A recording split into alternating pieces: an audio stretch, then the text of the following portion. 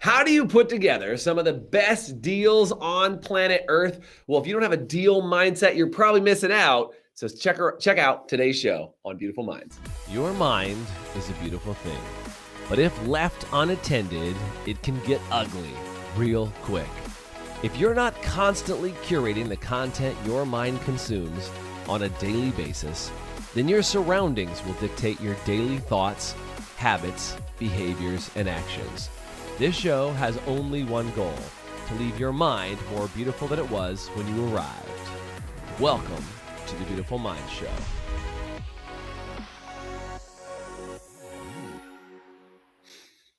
Welcome to today's show. I'm your host, Jason Everett, hanging out, talking about how to make you a even more beautiful mind than you had before. And today is actually a really amazing, special day because I got a good friend of mine. His name is Cam Rowland, who's joining us. What's up, Cam? Glad to have you on today. Good to see you, man. Hey, man. Awesome to be here. Great to see you. Dude, it has been too long since you and I have had the privilege of hanging out together, but I am beyond excited. First of all, if you didn't notice, Cam is Canadian, if you missed that in there, by the even just the quick how's it going. And the other thing I want to say too, as we get into today, is Cam actually has been, I've known Cam for a really, really long time.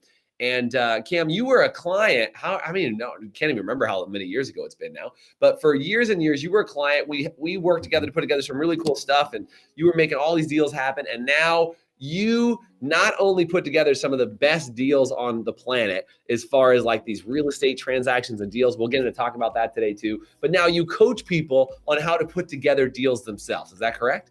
Yep, absolutely. Dude, so I'm pretty stoked about that. And let's talk about the type of deals that you do, because I think this is a really big deal. I don't think a lot of people know about lease options or about rent-to-own properties and things like that. Do you mind just taking a second and explaining what that is for a hot minute?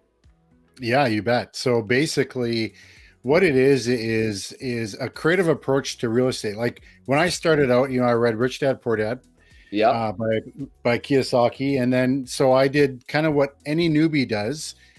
Goes out, looks at retail housing and gets a traditional mortgage, which is all great. But you start to hit a wall after a while. And so I hit a wall where, I think I was at 5 or 6 properties and the bank said I was over leveraged now. They wouldn't lend to me anymore. Yeah, you're too crazy. Yeah. So that's when I started shifting my mindset and started looking at doing deals a different way. And a big part of that is essentially no money down deals. And lease options is a great way to do that, where you can control a property with virtually no money down. And so back in 2010, I did my first one of those, and it totally changed my world because I went from, it took me 5 years to get to 5 doors leading up to 2010. Then I learned this strategy, and then I went from 5 doors to 45 doors in 5 years. All with not qualifying for one mortgage.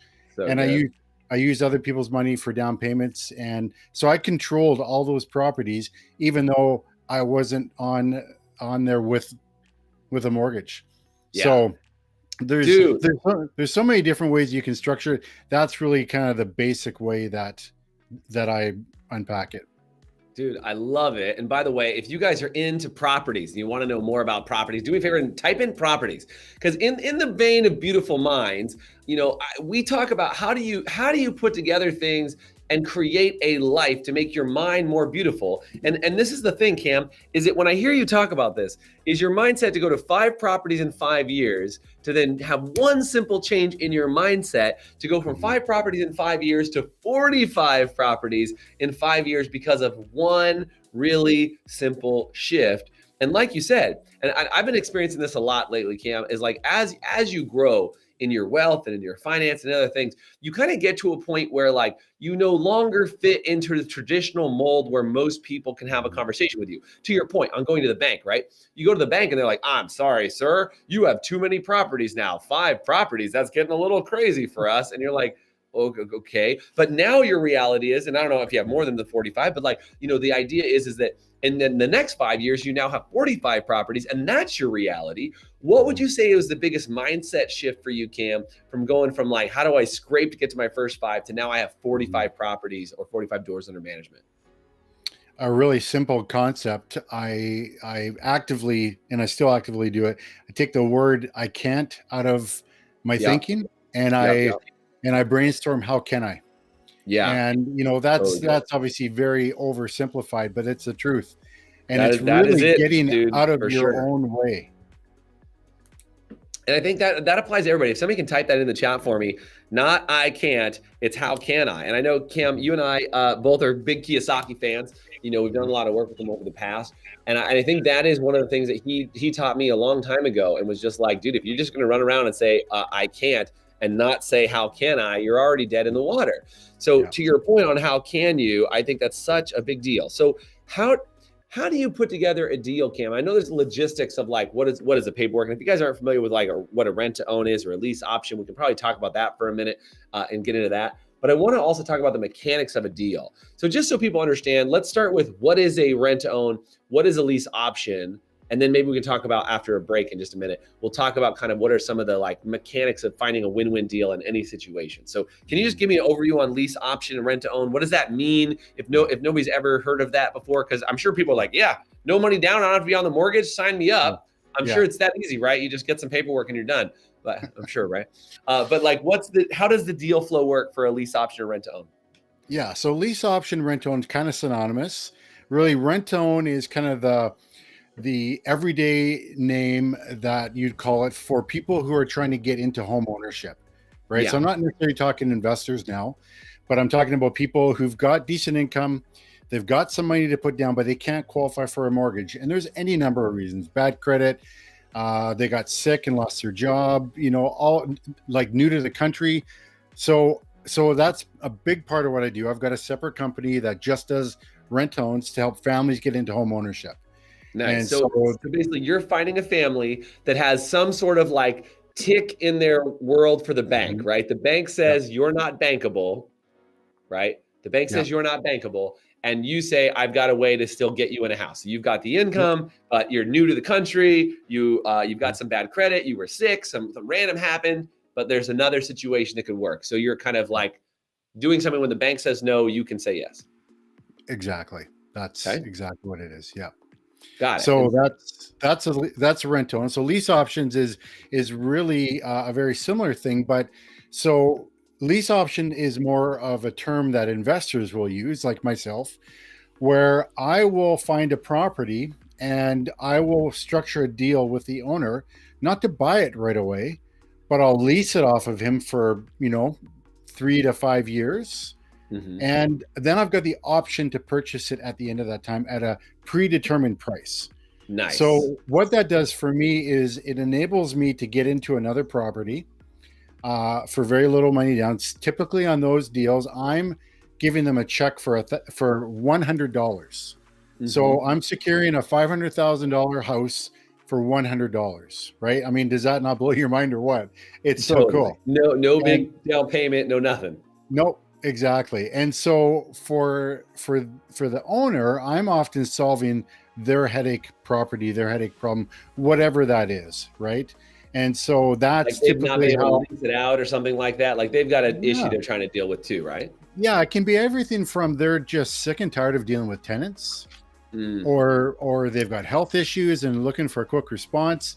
I've helped people that, they're in great shape financially and all that stuff, but mentally, when it comes to this house, they're in very poor shape. And so for example, like this guy who owned this house, he was an absentee landlord, and the tenant said they're moving out. He got into it and he just about lost it. The place was just horrendous.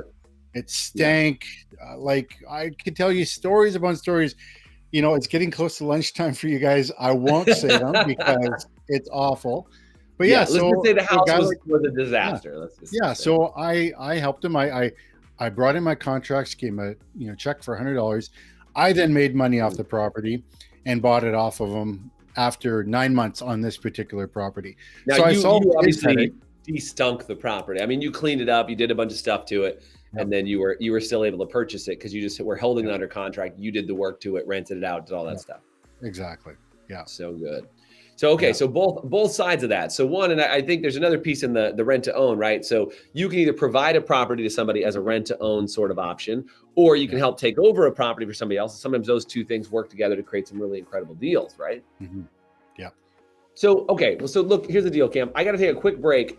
When we come back, I want to talk about the art of putting together any deal, because I think that you've mentioned a bunch of things I want to unpack about, like, kind of the opportunities that you look for and how a deal can kind of come together. So you cool if we talk about that when we come back?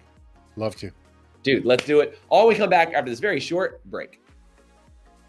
Would you like to have an even more beautiful mind? Well, we'd like you to have one, and we actually created a 7-day Beautiful Minds Challenge, which is a little bit of a choose your own adventure challenge for just 7 days. And I really think you can do anything for 7 days. It's definitely not easy, but it will be simple for you to get access to it. All you have to do is comment anywhere on this video or send me a message on social media that says 7-day, and I'll send you immediate access to not only our Beautiful Minds Facebook group, but also our Beautiful Minds Challenge, where you can go through 3 different areas: your mental health, your emotional health, and your physical health, and get challenges in each of those areas that'll help you get a handle on each of those areas inside your life to give you more control over what you want to do every single day. So do me a favor, comment 7-day or send me a message on any social media, and I'll make sure I give you access to our exclusive community group as well as access to the challenge. Thanks so much, and now back to the show. So we're talking about deals with my homie, Cam Rowland, all the way up from Canada. Dude, so good to have you on. Really excited to have you here. We're talking about these deals, and you like very casually just were like, we went from like 5 properties up to 45 properties when I made this mindset shift. And, I just take people who, and like, I always love when you talk to people who actually do a bunch of deals, because like the more you do, the like more just normal it becomes, right? You're like, I've done this 45 times, like no big deal. But I think to most people, they don't see like owning 45 properties as like, oh yeah, no big deal. It's super easy. I just have some paperwork and stuff. You just do, like, oh, I just secure properties for $100 down, and then I just do a quick rehab. Most people, the rehab freaks them out.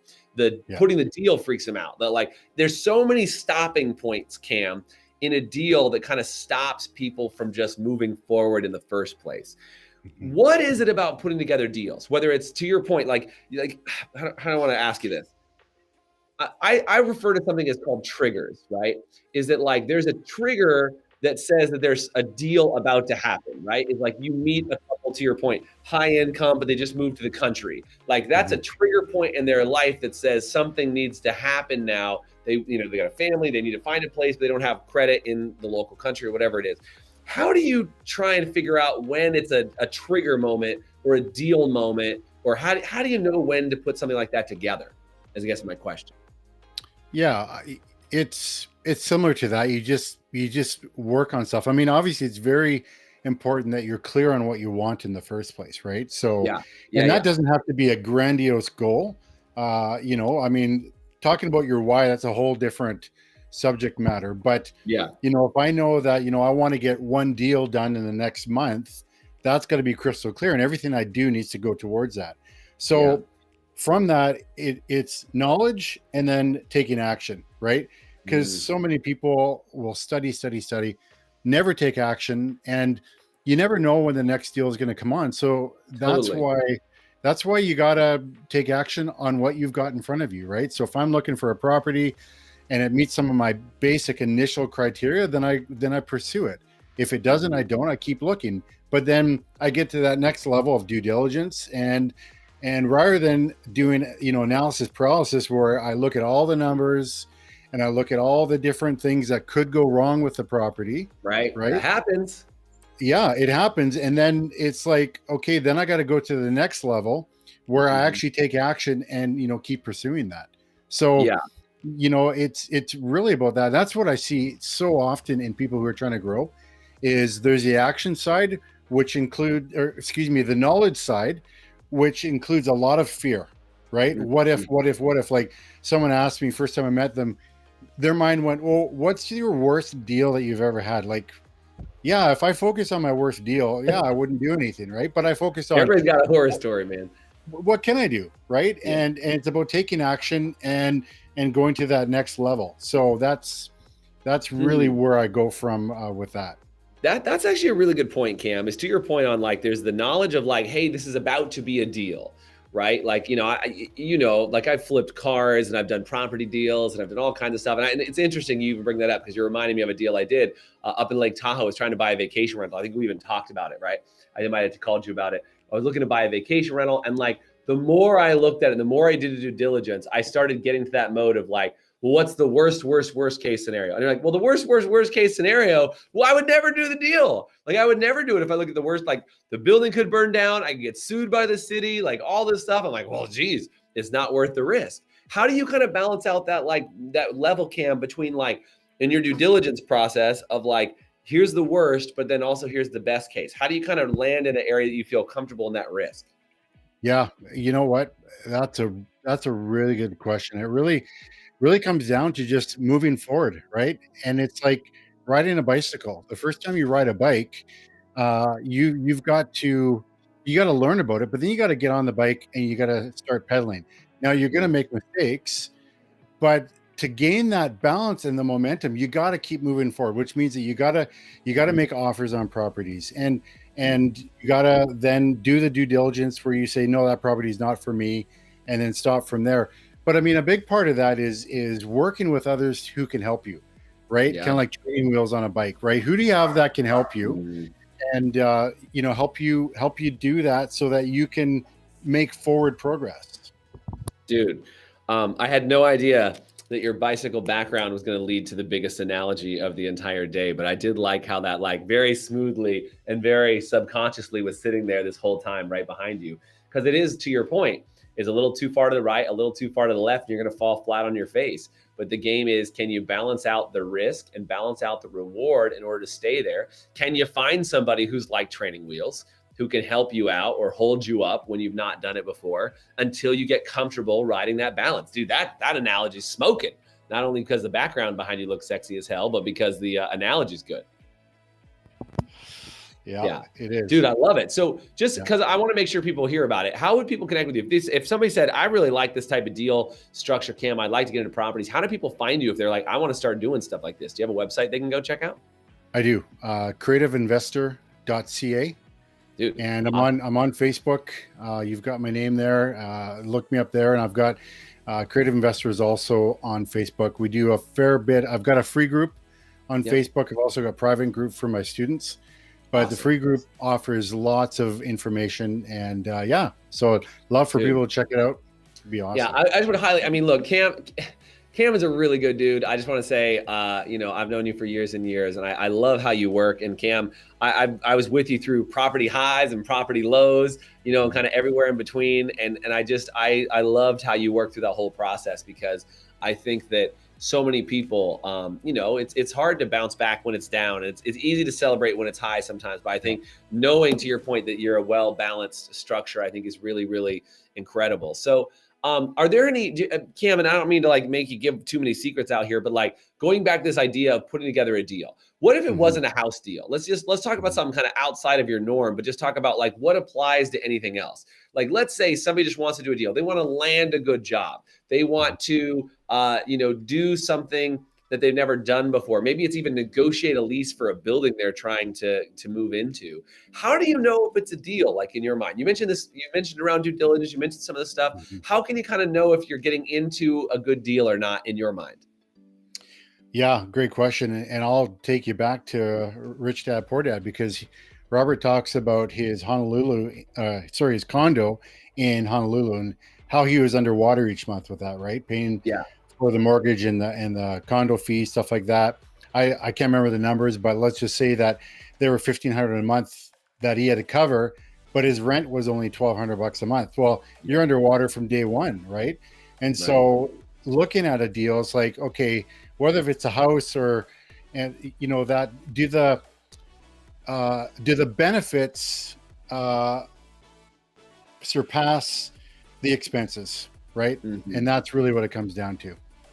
Yeah, and I think, again, if you look at that in a job perspective, is you got to look at it. And we just did this. We're hiring on some new team for our crew. Is like you got to look at all the benefits that go along with the position, right? And again, if you're somebody who's trying to hire somebody, you got to say, what are all the benefits that we can create as a part of this job? It might be work flexibility. It might be more than just finance. It might be their opportunity to learn, their opportunity to grow. And to your point, is all of a sudden those benefits start to change your perspective on the position, even if, to your point, it's underwater. Hey, I took a pay hit to take this job, but this job is going to give me exposure to things I've never done before, or something like that, right? Yeah. And like, you know, same thing in a lease. I know a lot of people have tried to figure out like lease negotiations and things like that. I had a friend of mine that I talked to the other day, and he was just like, I don't know, man. I don't care if I do a good deal or not. I just trust people around me to make sure that I get a good deal. Like, just like kind of blindly trusting that everybody's out to do a good deal. In your experience, Cam,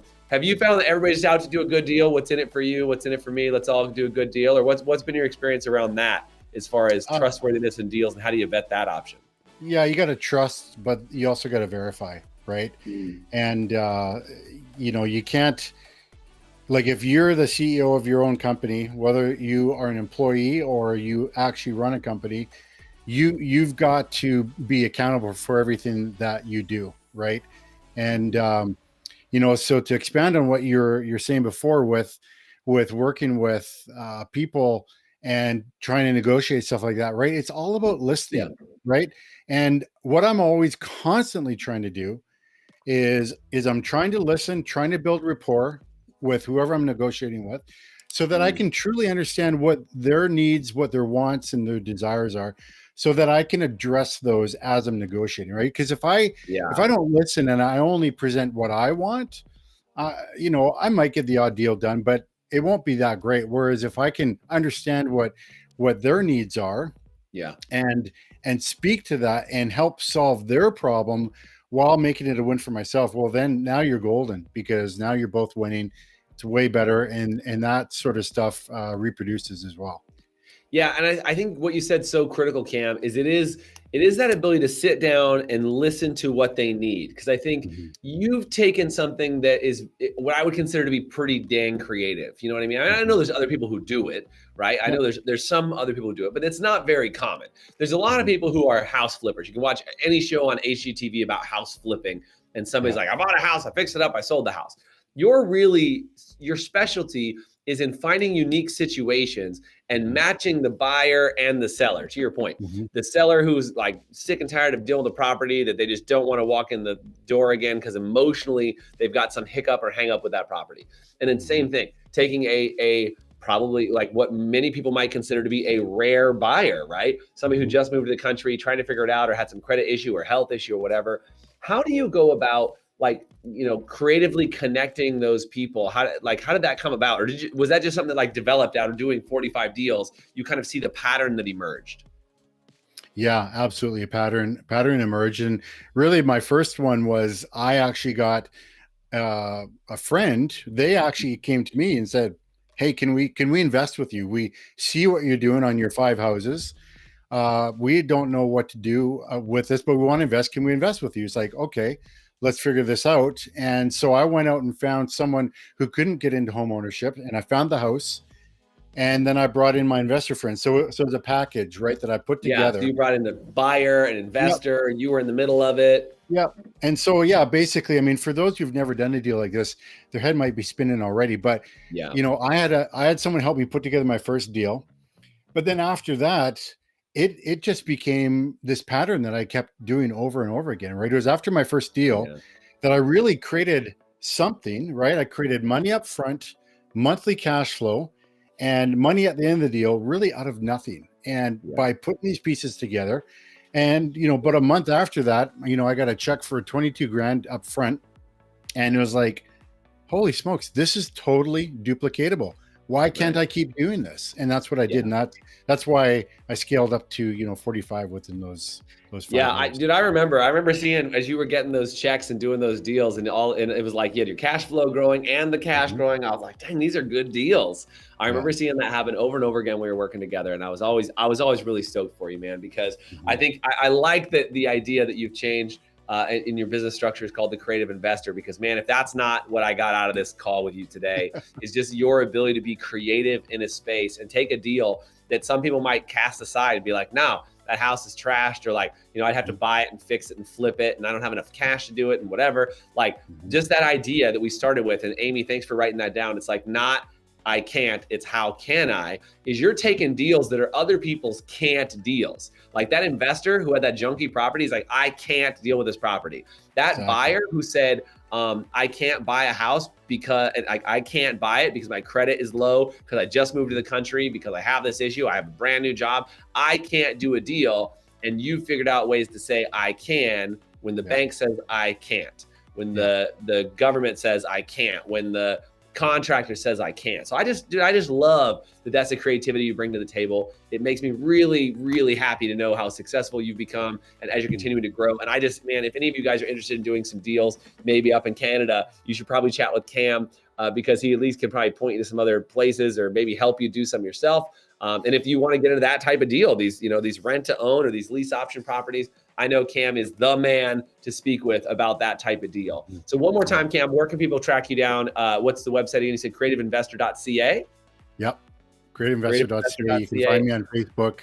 And just to thwart some of those words, Canada, and why would I do business up there? I've actually got a bunch of students in the States as well. So they are over on the East Coast, and these deals are transferable. It's just a matter of your mindset, whether you believe you can or you can't. That's what it comes down to. And that's a great point, is that deal works anywhere. Like that type of arrangement works in any place, anywhere. You just happen to be up in Canada because it happens to be a pretty beautiful spot up there too. So dude, so good to have you on. Really glad to see you again. I can't even tell you how good it is to see your face and hang out with you and know you're doing well. It just makes me smile, makes me really, really happy. So thank you for being on today, Cam. If you guys have any question for Cam, tag him and we'll make sure he gets all the messages in the comment section below. But Cam, thank you for showing us what it's like when you put together a beautiful mind, how lucrative it can be, how powerful it can be, and ultimately how it makes your mind better. Thanks for being on today, brother. I appreciate you. Thanks so much, Jason. See you, Talk dude. to you soon. Bye-bye. All right. Thanks for joining us on today's show. If you want to get access to our 7-day Beautiful Minds Challenge, you can either comment below and just say 7-day, and I'll shoot you the information so you can get immediate access to that, or find me on any social media and just send me the message 7-day, and I'll make sure I get that out to you right away. And if you really enjoyed today's show, it would do me a huge favor if you went online, whether it was Spotify, Pandora, or iTunes, or any sort of podcast platform that you can find us on, and search for The Beautiful Mind Show, subscribe to our channel, and then make sure you give us a rating. Every time you give us a rating, it helps us get more eyeballs on our show and help more people have a more beautiful mind. Thanks again for joining us.